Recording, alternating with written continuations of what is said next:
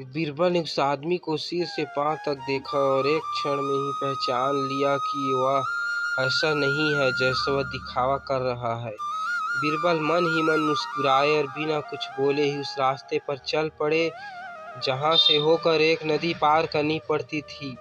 वह व्यक्ति भी बीरबल के पीछे पीछे चलता रहा। बीरबल ने नदी पार करने के लिए जूती उतार कर हाथ में ले ली। उस व्यक्ति ने भी अपने पैर की कटी पुरानी जूती हाथ में लेने का प्रयास किया।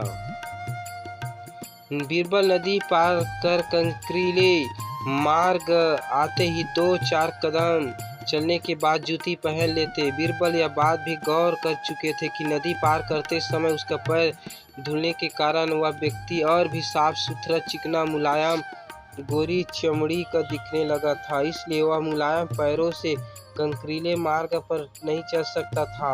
कुछ देर बाद वह बोला कि आपने मेरी पुकार सुनी नहीं। बीरबल ने कहा कि जो मुझे पापी बनाए मैं उसकी पुकार कैसे सुन सकता हूँ। बीरबल बोले, मैं पाप नहीं करना चाहता। व्यक्ति ने कहा कि क्या आप मेरी सहायता करके पापी बन जाएंगे? बीरबल बोले कि हाँ, वह इसलिए कि शास्त्रों में लिखा कि बच्चे का जन्म होने से पहले ही भगवान उसके भोजन का प्रबंध करते हुए उसकी माँ के स्तनों में दूध दे देता है, उसके लिए भोजन की व्यवस्था भी कर देता है। मैं ईश्वर के खिलाफ नहीं जा सकता। ना बाबा, ना मैं तुम्हें भोजन नहीं करा सकता, क्योंकि यह सब कोई पापी ही कर सकता है। जब अकबर ने पूछा आखिर ऐसा क्यों किया, बीरबल का यह जवाब सुनकर वह चला गया। उसने इस बात की सूचना बादशाह दरबारी को दी। बादशाह अब यह समझ गए कि बीरबल ने उसकी चालाकी पकड़ ली है। अगले दिन उन्होंने बीरबल से पूछा कि बीरबल, तुम्हारे धर्म कर्म की बड़ी चर्चा है, पर तुमने कल एक भूखे को निराश ही लौटा दिया, क्यों? वह गरीब नहीं था। मैंने किसी भूखे को नहीं बल्कि एक ढोंगी को लौटा दिया था। मैं यह बात भी जान गया हूँ कि वह ढोंगी आपके कहने पर मुझे बेवकूफ़ बनाने आया था। अकबर ने पूछा कि कैसे जाना कि वह वाकई भूखा न होकर ढोंगी है?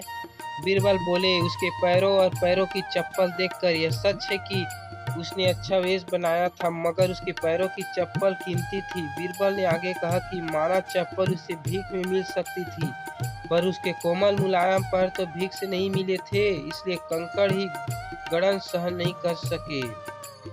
बीरबल ने इस तरह पहचाना। इतना कहकर बीरबल ने बताया कि किस प्रकार उसने उस मनुष्य की परीक्षा लेकर जान लिया कि उसे नंगे पैर चलने की भी आदत नहीं। वह दरिद्र नहीं बल्कि किसी अच्छे कुल का खाता कमाता पुरुष है। बादशाह एक बार फिर बीरबल की सूझबूझ से प्रसन्न हुए। दरबारियों के इस बार भी चेहरे उतर गए।